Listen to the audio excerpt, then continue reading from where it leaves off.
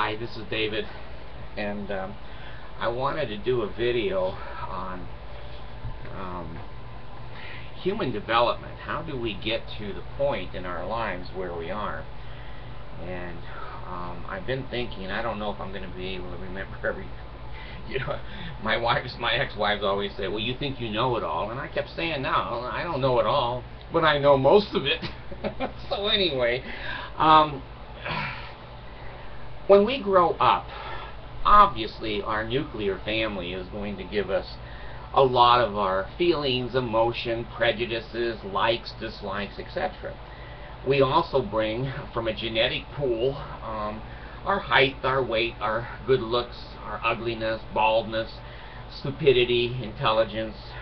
So you've got quite a combination of events that create a human being. Now we know that there's always difficulty in maturation. We know there's always difficulty too in developing. Sometimes genes, you start off good, and then you end up with a gene that goes crazy and you've got cancer, or you have a wonderful family and then pretty soon your dad dies and your mom marries a child molesting alcoholic. Those are all chances that we take. Well, where am I going? Okay, where I'm going is this. When I sit and watch a football game and the camera goes into 60 or 90,000 people, whatever, and there's this guy in there and he's painted green and his hair is coming out like this and his eyebrows look like mine, except mine have fallen off. He's usually a little overweight and he usually doesn't have a shirt on, and he has he's kind of like a walking billboard. He has something across his stomach which is as big as mine, trying to relate to the team down there, and he's waving fingers, number one fingers, and he's, you know, dancing and chanting, and he always has 7 or 8 idiotic relatives with him. Now it looks like the Beverly Hillbillies to me, and then I realize I see the world very differently than most of you do. I'm bipolar. I love being alone. I can be alone 10, 12 hours and it's fun. It's fun because I can think. My mind just races and thousands of ideas go through. So anyway, this guy is painted green and he is rooting for his team. Now if you interview this guy, he knows every team member. He knows their height, their weight, when they won, when they lost, where they're playing next. This guy's a walking damn computer for football or baseball, whatever sport he is into. What causes a human being to do that? Now this is a much more overt sign of the principle that I'm going to try to express, and it's difficult. I don't think this guy is a CEO of a large company. I don't think he's a computer software genius. The green man probably borrowed money for the ticket to get into the stadium, and he wants the camera on him, so he stands up and you know, he has no underwear on, and he's bending over and got the plumber's butt. Well, he's not that together. He's not confident. He's not having good self-esteem. It never developed. His parents, his schooling, he probably did average or poorly in school. Now, the Mormons always jump on me and say the one aberration. They don't understand talking in principles. They talk in exact words because that's the way cults teach their people. Certain words have certain triggers. I had to laugh that one of my comments came in and said, well, the NAACP clapped and applauded Romney more than they booed him. Like that's some kind of a justification. You know, it's kind of like saying, well, you know, this is a really nice place to be, but when the baby crapped and the crap hit the fan, you know, that didn't matter. It was only just a few seconds. We spent 24 hours without crap in our face. This is the logic of Mormons. So anyway, I'm trying to get around to the idea that most human beings are not self-confident. Most of them fake it until they make it, and a lot of us don't ever make it. If we can become attached to something else, then we become important. What comes to mind is a criminal. A criminal walks into a Maverick station or a 7-Eleven and he says, you know, give me your money. He has no gun. He doesn't look big or scared. No weapon. And the little 17-year-old girl says, get the hell out of here. I'm going to call 911. He runs the hell out of there.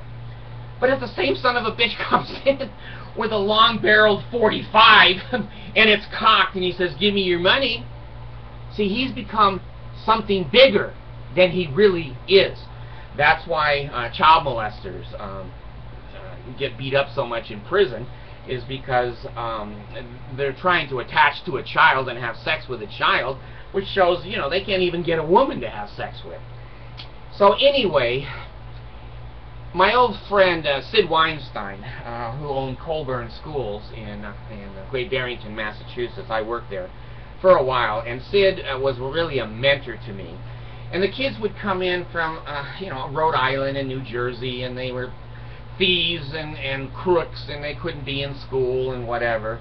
And they'd always come in with sunglasses and hats and tattoos and bracelets of crosses of gold. And Sid would just say to me, says, David, they're props.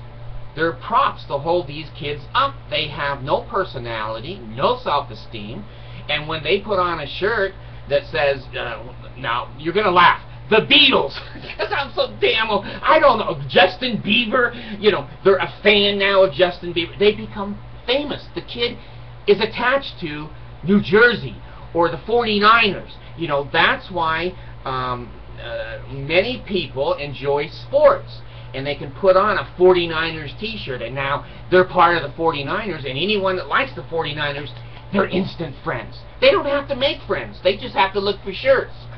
And when they find them, they have an instant friend. Well, Mormons are the same way. You look around, you see garments, hey, there's one of my brethren right there. So here's what I'm coming up with in my own mind. There's a lot of empty human beings. In fact, I can't remember the man who said it, but he said that most humans live a life of quiet desperation. A lot of truth. A lot of truth to that. Most people don't like to be alone. Most people say, oh, I'm social. Well, I'm not social. Me and the safe back there, we talk all the time. He never says a word, and I like that. A lot of people they call themselves, I'm a people person. Well, when I hear that, I think you have no personality. You're not happy just being yourself. You've got to be around other people to validate yourself. Well, if you don't have plaques and memos and people applauding you and, you know, shit on the wall that says you're the best human in the world, you don't have much self-esteem, and you don't have a lot of self-confidence. You really haven't done shit in this world. And, you know, you sit at home with a bowling ball and a bag of potato chips and watch TV. Shit, that's me.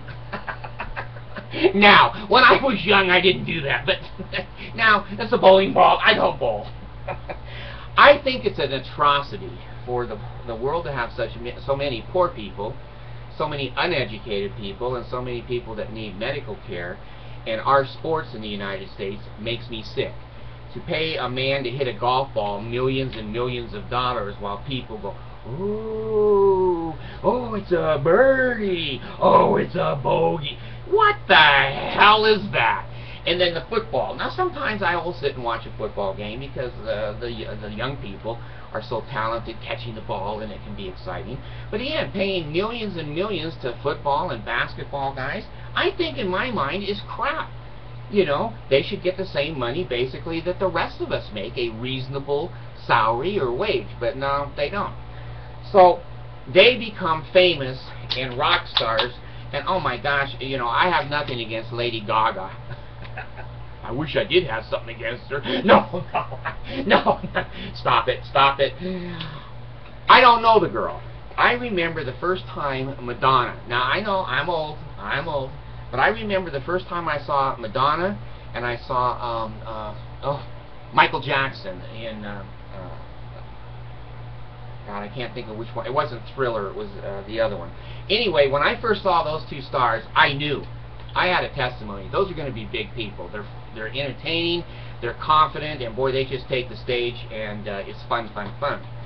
Well, let's get back now to why do people join the Mormon Church? Well, because they have serious deficits in their development. They're not confident. They feel that they're ugly, or their ears are too big, or that they didn't get good enough grades. And so when a missionary knocks on a door and says, "Would you like to be a god?"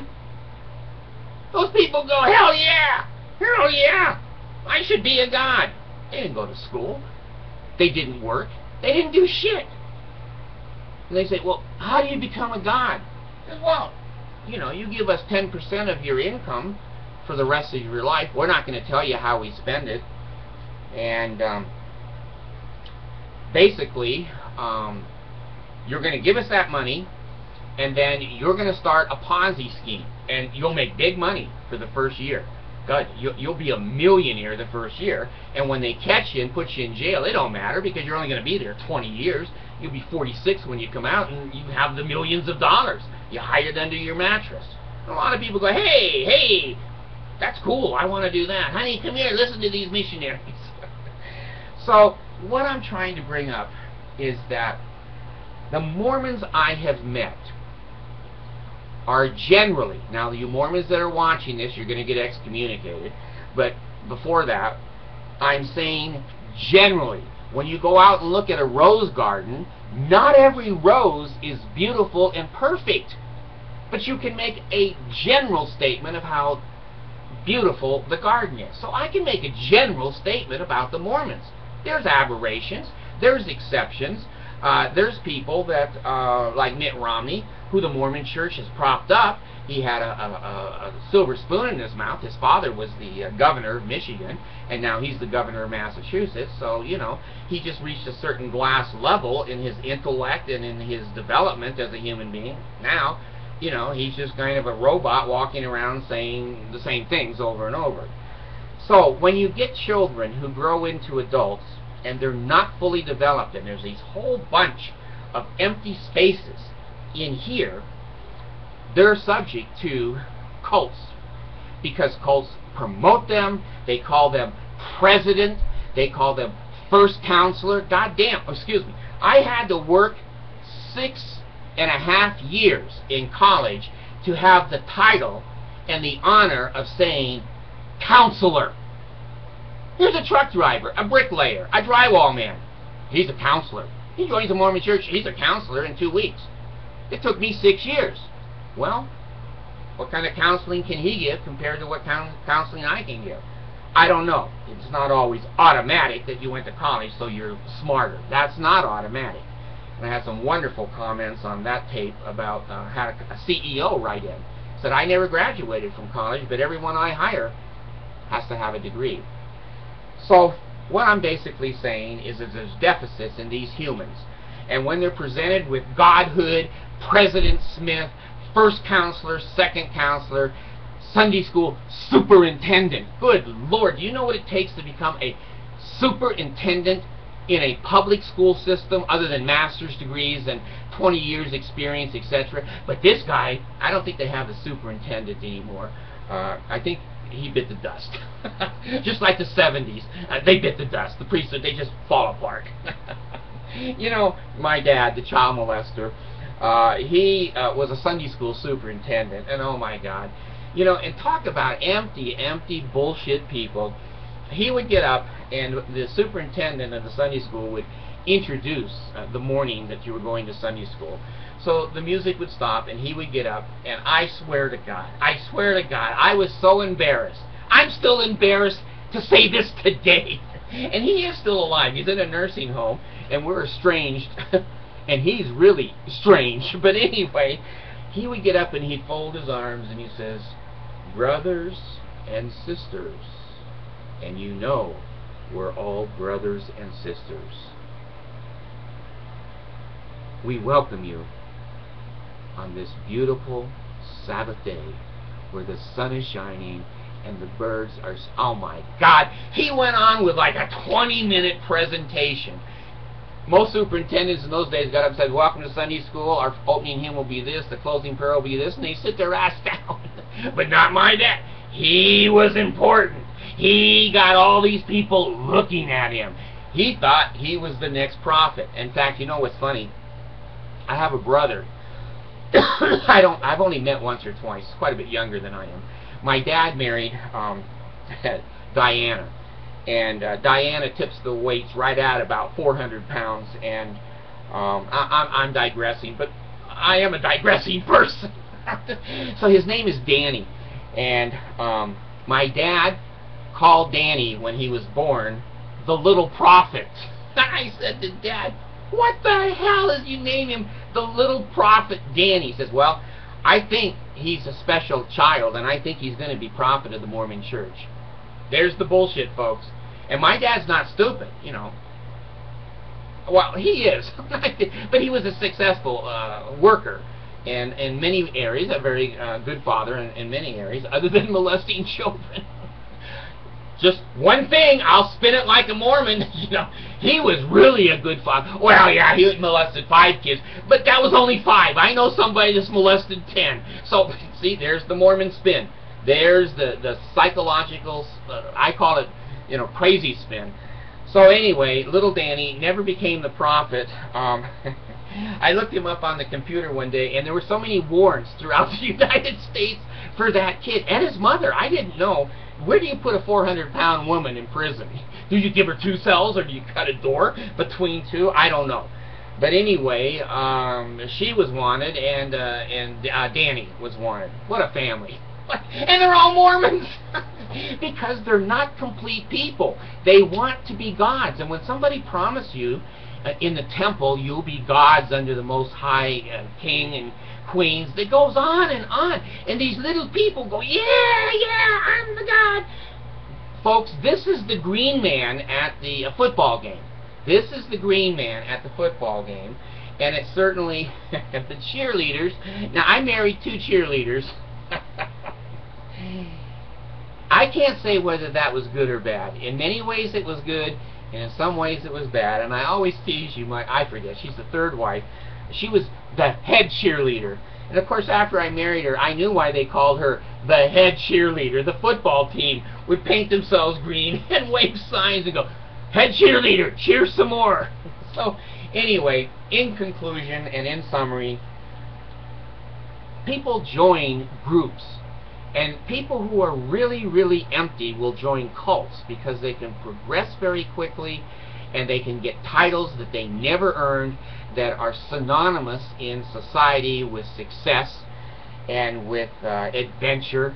Why do you think the kids buy Nike shoes and Michael Jordan underwear? They're famous. If you got Michael Jordan's underwear on, you may have his weenie. There it is. How do these people make millions and millions selling balls, bats, tennis rackets, shirts, shoes, socks, underwear? Because people are vulnerable. They're not complete, total people. And if they attach themselves to something that's more famous and more desirable, then they become, in their own mind, more famous and more desirable. Why do you think the Mormon Church builds such ornate, lavish temples? Because most people that go to those temples don't have homes like that. They walk in and they go, see, this is like a vacation home, and I'm one in the club. This is Club Med Mormon. Chandeliers. They don't have a chandelier, so they, hey, this is Chandelier Town. So they get to wear special clothes. Oh, I'm pure. I'm white. I have a baker's hat and a veil over my head, and I got funny stuff all over me and underwear. But God, I'm special because this guy does it too, so it must be true. So, their temples, the mall, their chapels, all of these props, as Sid Weinstein taught me, are things that people attach themselves to. Now, there's some people, and I don't know if it's just because I'm bipolar or not, but I love to be alone. I do. I love to be alone. I took the kids and the wife and a couple of my wife's girlfriends up to, I told you, Lava Springs, Hot Springs, up in Idaho, and I sat in the car between 8 and 9 hours, just listening to the oldies station, air conditioning running, it's 100 degrees outside, and thinking. I do that all the time. I love to see my family. Sometimes I participate, but I'm not getting in a tube. You know, I'm wearing an inner tube. I'm not going in that cold water. So I'm just saying, some human beings read, they think. I don't read, but I think. And some human beings can entertain themselves. But those that can't, they have to be social. I'm a people person. In other words, I'm desperate. Please accept me. Say something about me. Give me some compliments. Give me some kind of recognition. You want to be a person like that? I don't care. I don't. When I was winning the $1 Million Round Table at New England Life, selling life insurance, and I had a plaque for every month that I was the #1 salesman. I had, you know, 8 or 10, 9 plaques, I don't know. I wouldn't accept them. I'd take that plaque off my wall. And then they had a meeting where they got all of the rookies together, and I was the top rookie. And I told them, I'm not going to the damn meeting. Well, they said, we will fire you if you don't go to the meeting. That gave me some thought, because I had a family. And so I went to the meeting, and they printed a picture and a poster, and oh my God, it went on and on. I don't need that shit. I knew I was a good salesman. I knew how much I was bringing in. I knew what I could do and what my limitations were. I didn't need all of these clowns around me saying, you're good, you're really good. I said, I know I'm good. I don't need, and if you come to me, you're bad, you're bad. I said, no, I'm not. You're screwed up. I don't feel like I'm bad. So a lot of that self-esteem is in there. Now, is it bipolar? Maybe, but maybe not. Because I've met a lot of people who don't have mental illness that feel the same. They don't join the Mormon church. The poor, the hungry, the divorced, the unemployed, those that are desperate, join the Mormon church. So, if you want to paint yourself green and sit and hope the camera someday gets on you, be that. I don't care. I'm just trying to be a voice of saying, most of us have to get up our ass. No, not up our ass. What an idiot. We have to get up off of our ass and live life. Go out there, take a risk, take a chance. Don't give a shit what other people think or say, and be yourself. Find out who you are, what you're good at, what you don't like.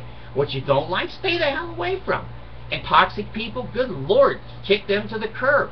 You are who you are, and you have every obligation and right to be happy. Do what you want to do. If you want to sit in an office that's not finished with a safe that has no money in it, talking to people that you don't know, if it makes your day, floats your boat, go for it. I did. Thanks.